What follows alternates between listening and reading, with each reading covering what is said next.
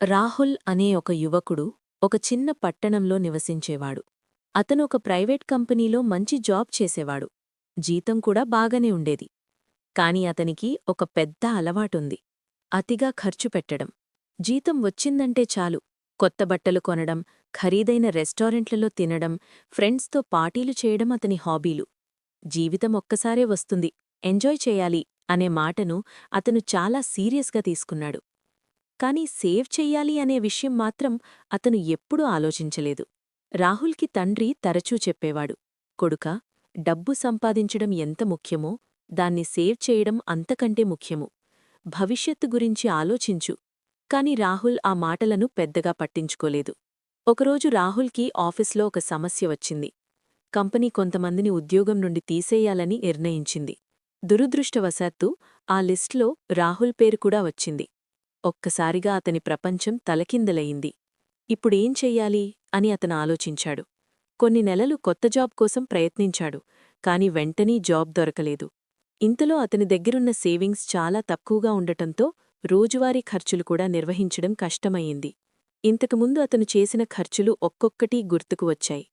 అవసరంలేని వస్తువులపై ఖర్చు చేసిన డబ్బు గుర్తొచ్చి బాధపడ్డాడు. ఒకరోజు అతని స్నేహితుడు అజయ్ను కలిశాడు.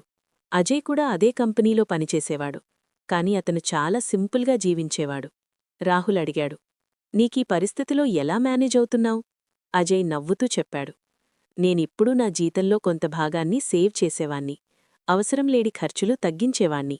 అందుకే ఇప్పుడు నాకంతగా టెన్షన్ లేదు. ఆ మాటలు రాహుల్ మనసుకు బాగా తాకాయి. నేను కూడా అలా చేసుంటే బావుండేది అని అనుకున్నాడు. ఆ రోజునుంచి రాహుల్ తన జీవితాన్ని మార్చుకోవాలని నిర్ణయించుకున్నాడు. అతను చిన్న చిన్న పనులు చేయడం ప్రారంభించాడు. Freelancing, part time jobs. కొద్దికొద్దిగా డబ్బు సంపాదిస్తూ ఖర్చులను చాలా కంట్రోల్ చేశాడు. కొన్ని నెలల తర్వాత అతనికి మంచి ఉద్యోగం దొరికింది. ఈసారి అతను గతం నుంచి పాఠం నేర్చుకున్నాడు.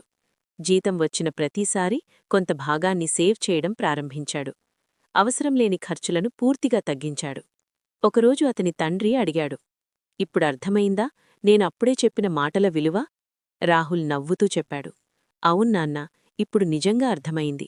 డబ్బు సంపాదించడం కంటే దాన్ని సరిగ్గా ఉపయోగించడం ముఖ్యమని నేర్చుకున్నాను. ఆ రోజునుంచి రాహుల్ జీవితంలో చాలా మార్పొచ్చింది. అతను సంతోషంగా, బాధ్యతతో జీవించడం ప్రారంభించాడు.